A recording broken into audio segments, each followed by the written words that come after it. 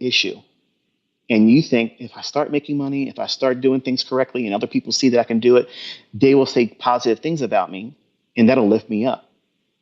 That's the worst thing you can do, because now you set yourself up to never have losses, to believe that losses are never possible or shouldn't happen, or it's weakness, and you're placing the control, the power of other people's words about you to provide the only means of supporting or building you up.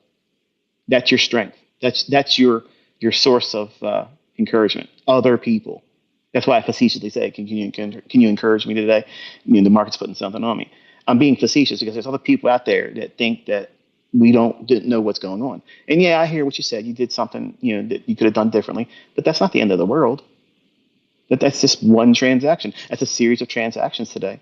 I didn't hear you say, man, F this crap. I'm done with this stuff.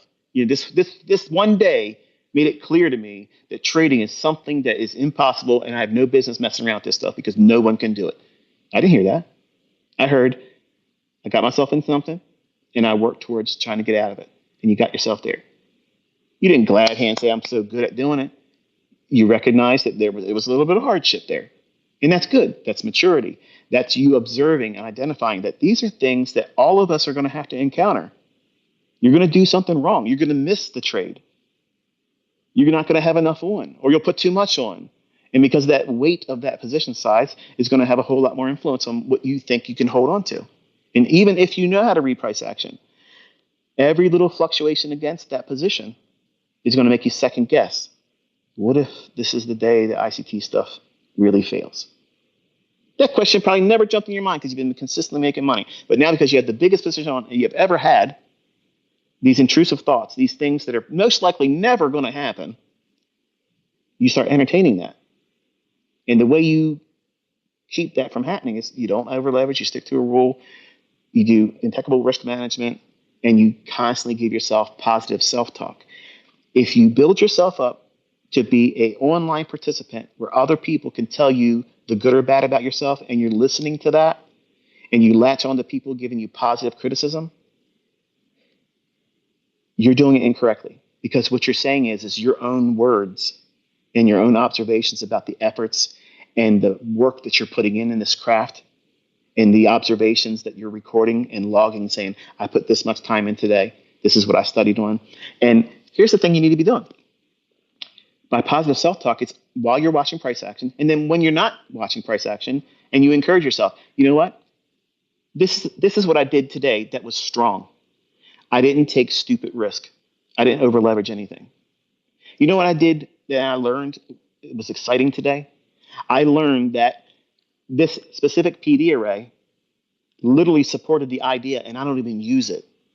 And now I have one more step further in my understanding on how to read price action, and these PD arrays are going to support it. You're learning the custody from one PD array to the next. There's a chain of custody where price uses one specific PD array, one candlestick at a time, and it's continuously giving you feedback whether or not the idea you're expecting to draw on, where the price is going to go to, it's constantly giving you information. But if you're not looking at that, if you're not physically saying it out loud, talking to yourself, not internally, you need to hear yourself say it.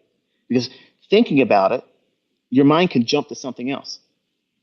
But when you're talking about it, you're doing two things. You're thinking about it, then you're articulating it, and your brain sends it to your mouth and then your vocal cords, and you're speaking it. That's too many things going on for you to share your mind with something else while you're visually looking at the candlestick. So you're talking about it like you're teaching someone sitting next to you. This candlestick right here is behaving this way, and it's exactly what I want to see because this supports the underlying narrative that price is going to go to where I think it's going to go. And I have not seen anything yet that changes that underlying narrative. You got no chance to think about anything negative. You're constantly keeping your focus on the task. But if you're listening to music and you're online and you're live streaming, or you're talking about this person that's doing way better than you or not doing as well as you think they should do, you're not minding your own business. And it should be no surprise why you're failing or finding hardship. So when you're doing your streams, kid, I think that you should talk less about other things. And I came in one time and I heard you saying, and permit me to say, because I'm saying it in love, Okay. Yeah. when you're saying like, I did this, and you're being real hard on yourself. And as soon as I showed up, I'm like, wow, don't do that. Well, Don't. that was actually a day I took a loss on a live stream where I hadn't had as many losses on the live stream. So I was definitely critical of myself. And to your point, you're saying something